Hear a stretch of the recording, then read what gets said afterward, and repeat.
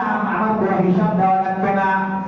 আমি যদি হইতাম আজকে মালিকের দরবারে আল্লাহর সামনে দাঁড়ায় আমাকে আসামি হয়ে হিসাব দেওয়া লাগবে না। মানুষ কিয়ামতের ময়দানে বড় আফসোস করবে যে আমাকে আজকে হিসাব দিতে হবে। আমি তো মানুষ, এই মানব জাতির জিন জাতি দুইটা গোষ্ঠীর মাত্র হিসাব দিতে হবে। তার ভালো মন্দের হিসাব, ভালো কাজ করলাম নাকি গুনাহের কাজ করলাম, নেকের কাজ করলাম নাকি পাপের কাজ করলাম, এই দুইটা বস্তু হিসাব মানুষের জিনকে দিতে হবে, কারো হিসাব দিতে হবে না। এ কারণে মানুষ কিয়ামতের ময়দানে আফসোসে নিজের মুখের বস্তু সিগারেট টেনে টেনে নিজে খাইতে শুরু করে দিবে। পানির পিপাসা মরবে, সত্য জমিনের সকলের পানি যদি তার মাথায় দেওয়া হয়, তাকে খাওয়ানো হয়, পান করানো হয়, আমার নবী বলেন তার পানির পিপাসা মেটবে না। তোর পানির পিপাসা তার কিয়ামতের ময়দানে সূর্যের তাপের কারণে রাখবে। নবী হাদিসের মধ্যে বলেন সূর্যের আজকে উত্তর নামক সদর মুখটা সূর্যের পরপর কিতাবে ৭০,০০০ মুখ ৭০টা মুখের কথা আসছে সূর্যের।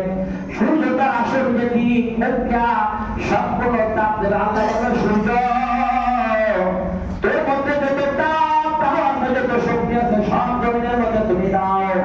সূর্য সকল শক্তি দিয়ে জমিনের মধ্যে তাপ দিতে থাকবে।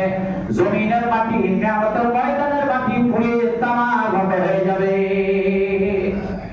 গুনাহগার পথচার হবে, গুনাহের কারণে আফসোস করতে করতে চোখের পানি নাকের পানি দেয়া, চোখের পানি শুকায় যাবে, চোখের পানি আর থাকবে না, চোখ দিয়ে রক্ত বাইর হতে শুরু করবে, রক্ত পড়তে থাকবে।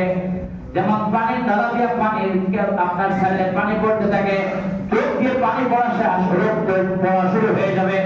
রক্ত পড়তে পড়তে কোন কোন তাফসীরের মধ্যে রেখে হাদিস তার সাক্ষী বান্দার হাঁটু সম পরিমাণ, বান্দার এরকম হাঁটু সম পরিমাণ, কোমর সম পরিমাণ, মাজা সমান, কারোর পরিমাণ বান্দার গুনাহের কারণে সেই রকম কাঁদতে কাঁদতে চোখের পানি রক্ত দিয়া হাসরের ময়দানে সে সাঁতার কাটতে থাকবে এবং ভয়াবহ হবে। এই সময় আল্লাহ কয়জনকে আশ্রয় দিবেন? 7 কে। কয়জন? 7 আল্লাহ তাবারক ওয়া তাআলা বলেন, এক নম্বর হলো আল্লাহ বলেন ইমামুল আদিল, ন্যায় পরায়ণ বাদশা।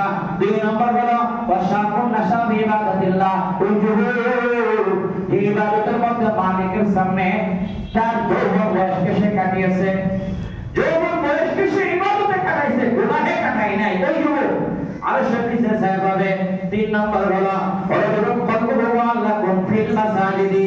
3 নম্বর হলো যুবক ওই পুরুষটা জোহরের নামাজ পড়েছে, আসরের জন্য ব্যস্ত, আসর পড়েছে মাগরিবের অপেক্ষায়, মাগরিব পড়েছে ইশার অপেক্ষায়, ইশা আদায় করলো ফজরের নামাজের অপেক্ষায় যে মালিক আমার কখন আল্লাহু আকবার, আল্লাহু আকবার, মুয়াজ্জিন ডাক দেবে, মসজিদে যেতে হবে।